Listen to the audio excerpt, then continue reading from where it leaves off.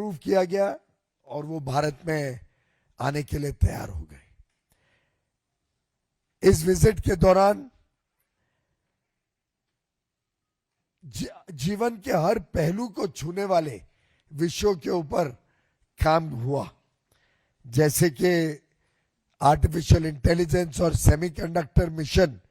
जिसमें भारत तेजी से आगे बढ़ रहा है, हमारी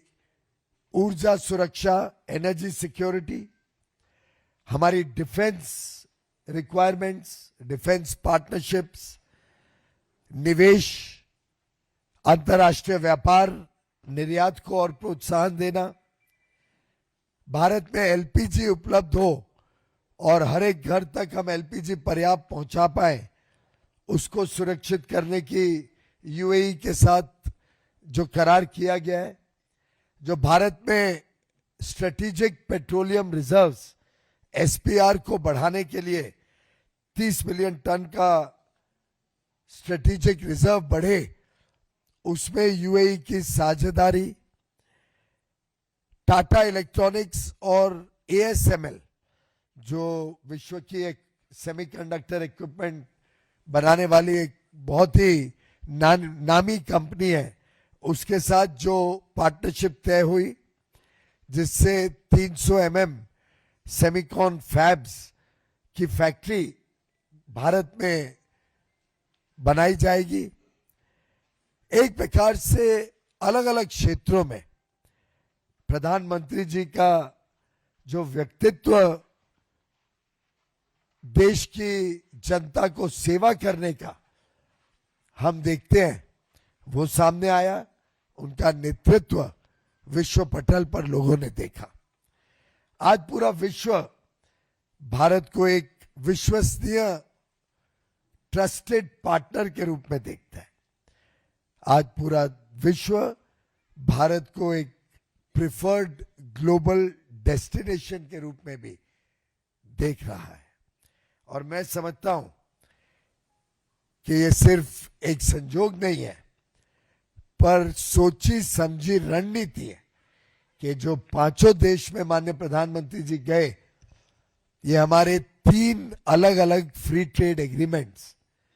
यूएई के साथ हमारा फ्री ट्रेड एग्रीमेंट हुआ, 4 देशों के एफ्टा ब्लॉक जिसमें नॉर्वे भी साझेदार है, उसके साथ हमारा फ्री ट्रेड एग्रीमेंट हुआ, और हाल में ही इस वर्ष को 27 जनवरी में यूरोपियन यूनियन के साथ हमारा फ्री ट्रेड एग्रीमेंट हुआ,